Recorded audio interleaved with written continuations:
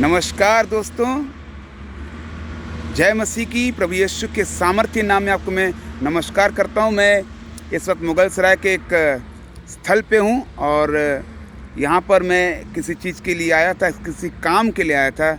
और मुझे एक बड़े भाई मिले हैं, इनका नाम नरेश है। और मैं इनको देखा कि ये बैठे हैं, देख सकते हैं ये बैठे हैं, ये बीमार नहीं है, ये बैठे हैं इस पेड़ की छांव में। और धूप देखिए कितना खतरनाक धूप है, आप देख नहीं सकेंगे खुली आंखों से, मुझे गॉगल्स पहन के दिखाना पड़ रहा है। और भैया हमारे साथ हैं और मैं भैया को यह सवाल पूछ भी रहा था और सवाल कर भी रहा था, क्योंकि प्रभु का वचन कहता है, मत्ती उसकी 28 उसकी आप पढ़ोगे 19 में तो लिखा है कि जाओ मेरे नाम से, प्रभु के वचन में लिखा है बड़े काम करो। कैसे काम करो? सुसमाचार को सुनाओ, लोगों को बताओ कि सच क्या है। और आज मनुष्य जाति सच को नहीं जान रही है। आप देखिए इतना शोर होने का कारण यहाँ काम लगा हुआ है ना, ये रेलवे ट्रैक्स के ऊपर काम हो रहा है, इसलिए शोर का होना थोड़ा सा लाजमी है, मुझे माफ़ करिएगा।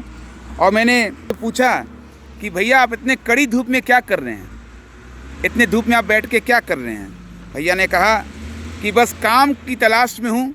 मैंने बोला क्यों कर रहे हैं, किसके लिए कर रहे हैं? भैया ने बोला भाई जीने के लिए करना पड़ेगा।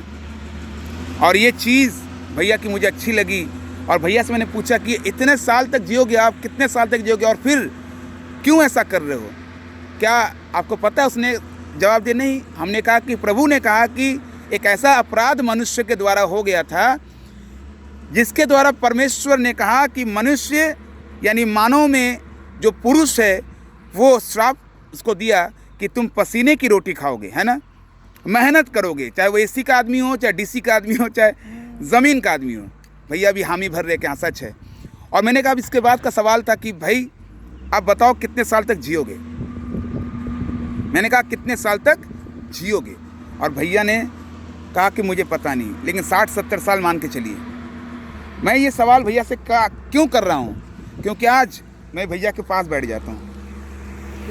भैया पेशे से एक राज मिस्त्री हैं और मैं ये रिकॉर्डिंग इसलिए कर रहा हूँ ताकि इसको डाल सकूँ। कोई भी व्यक्ति जो किसी भी जाति का हो सकता है, किसी भी समाज का हो सकता है, किसी भी धार्मिक धर्म से जुड़ा हो सकता है, लेकिन वो सारा कुछ मनुष्य के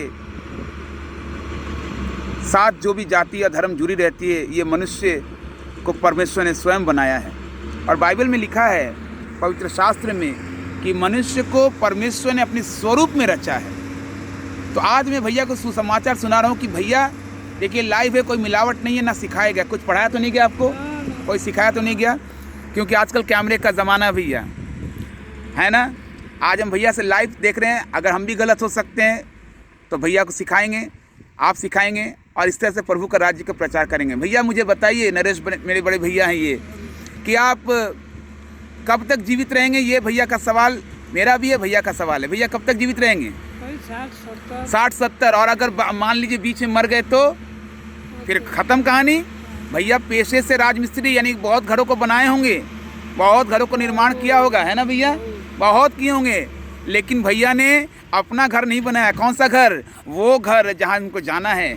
देखिए आपको मरकर कहाँ जाना है आपको पता है? पता है कहीं जाएंगे आप? किसको पता है? देखिए सवाल का बड़ा अच्छा जवाब भैया दे रहे हैं, किसको पता है? लेकिन प्रभु ने कहा है कि तुमको मरना है किसमें? शरीर में, पर आत्मा में, प्राण में और शरीर में तुमको क्या करना है? परमेश्वर जिलाएगा। हालेलुया। और परमेश्वर ऐसे भाइयों को, ऐसे बहनों को इस पूरे संसार में ये बताना चाह रहा है कि तुम मेरी सृष्टि में रचे गए हो, तुमको रचना मैंने किया। यानी गाय का बच्चा गाय बनता है, बिल्ली का बच्चा बिल्ली बनता है, वैसे ही परमेश्वर का बच्चा भी परमेश्वर के स्वरूप में बनाया गया है। यानी आपका जीवन जब इस पूरे संसार से समाप्त हो जाएगा तो आपको परमेश्वर एक ऐसा स्थान देगा जिसका नाम है स्वर्ग राज्य। पर वो स्वर्ग राज्य पाने के लिए कीमत देनी पड़ेगी। ये कीमत कैसे देंगे आप भैया? आप इस ईंटा को खरीदने में, इस मकान को बनाने में कितना कीमत लेते हैं? 10,000, 15,000, 20,000। इसका मतलब हर चीज़ का एक कीमत है। लेकिन परमेश्वर के राज्य को पाने के लिए कोई पैसे की कीमत नहीं है, तो कीमत किस बात की है पता है आपको? परमेश्वर का राज बहुत आसानी से प्राप्त कर सकते हैं, वो है विश्वास के द्वारा। आपको पता है कि आपके ऊपर क्यों इतनी समस्याएं आती हैं? क्योंकि आप कहीं ना कहीं पाप में डूबे हैं, पाप किए हैं, और पाप का फल, ऐसा वचन में लिखा है कि पाप का फल क्या है? मृत्यु है। आज मृत्यु इंसान शरीर से नहीं मर रहा है, आज मृत्यु इंसान को कैसे घेर रहा है पता है? पति पत्नी में बहुत रंजिशें हो रही हैं, समाज में उसका प्रॉब्लम्स हो रहा है, कैंसर, बीमारी, हर प्रकार की चीज़ें जो भी आप देख सकते हैं वो एक मृत्यु के लिए है। इंसान जीता तो है लेकिन कई वर्षों तक पैसा देते देते वो पैसों में गरीब हो जाता है, पैसे देते देते कर्ज में जाता है, वो मर जाता है, उसकी बेटी जवान उसके सामने विवाह नहीं होता है, हर प्रकार से आप देखेंगे वो मौत है। और प्रभु ने कहा जो पाप करता उसका फल मृत्यु है। लेकिन हमारे प्रभु यीशु मसीह ने जब सूली पर अपनी जान दी तो पता क्या किया उसने काम किया, उसने किया, पाप को मार दिया। अर्थात जब आप प्रभु को ग्रहण करते हैं भैया, तब आपके जीवन में विश्वास के द्वारा आप क्या करते हैं? आपके पाप का आप नाश करते हैं। हालेलुया, समझ रहे हैं मेरी बात को? जैसे ही आपने प्रभु को ग्रहण किया है, आपने सबसे पहला एक उत्तम पदार्थ पाया। पदार्थ क्या है? आप परमेश्वर का बेटा बन गए हैं। कैसे बने आप? विश्वास से। जब तक हम पानी नहीं पिएंगे हम प्यासे रहते हैं, और प्यास लगने पर जब पानी पीते हमारी प्यास बुझती है। आपका प्यास स्वर्ग राज्य में जाने के लिए हो रहा है। परमेश्वर ने आपको इस जीवन में बनाया है ताकि आप भरपूरी से जी सकें, ताकि भरपूरी में परमेश्वर के साथ आनंदित रह सके। परमेश्वर आपका अपना बेटा बनाया है। जब वो परमेश्वर अपना बेटा को दुखी देखता है ना, तो वो खुद दुखी होता है। और ये दुख क्यों होता है पता है? क्योंकि हम कहीं ना कहीं पाप करते हैं। मेरे प्रियो, आज इस भाई साहब से बात करके मुझे ऐसा लग रहा है कि इंसान को परमेश्वर की बहुत ज़रूरत है, बहुत ज़रूरत है। कोई भी इंसान उद्धार को कमा नहीं सकता है। किसी को फल चढ़ा के, अगरबत्ती चढ़ा के या किसी भी तरह से हम परमेश्वर को उद्धार पा नहीं सकते हैं। उद्धार पाने के लिए हमको क्या करना पड़ेगा? विश्वास। बाइबल के बहुत अच्छे वचन रोमियो 10:17 में लिखा है कि विश्वास सुनने से और सुनना मसीह के वचन से ही आता है। अगर आप विश्वास करते हैं कि परमेश्वर आपको प्यार करता है और परमेश्वर ने आपके लिए अपने प्राणों की आहुति दी है, तो याद रखिए इस कारण से आप परमेश्वर के बेटे ठहरेंगे, और आपका पाप जो आपके जीवन में चल रहा है वह समाप्त हो जाने पर आपको आशीर्वाद मिलेगा। और वो आशीर्वाद कौन सा है? आपकी धन संपत्ति अच्छी हो सकती है, आपका पारिवारिक समस्या खत्म हो सकता है, जो आपका श्राप और बंधन चल के आ रहे हैं वो खत्म हो सकते हैं। कैसे? सिर्फ विश्वास से। सिर्फ विश्वास से कि मैं एक पापी इंसान हूँ, लेकिन अब मैं प्रभु यीशु मसीह को विश्वास करता हूँ कि उस यीशु ने मेरे लिए अपनी जान को दिया, सूली पे चढ़ा, ताकि उसके मर जाने से मैं जी उठूं। जिस दिन आप ये बात कहेंगे भैया, उसी दिन आपके पाप से परमेश्वर आपको खींच निकालेगा। प्रभु का वचन कहता है, यूहन्ना 12:32 में लिखा है कि मैं सूली पर चढ़ा इसीलिए ताकि तुमको खींच सकूं, ताकि तुमको पाप से खींच सकूं, ताकि तुमको दलदल से खींच सकूं, ताकि तुम्हारी मरी हुई हालत में तुम्हें हम खींच सके। यही परमेश्वर का प्लानिंग है, ताकि आप आनंदित और मगन रहें। हालेलुया। मैं आपको बहुत बड़ी बात बता रहा हूँ मेरे प्रियो।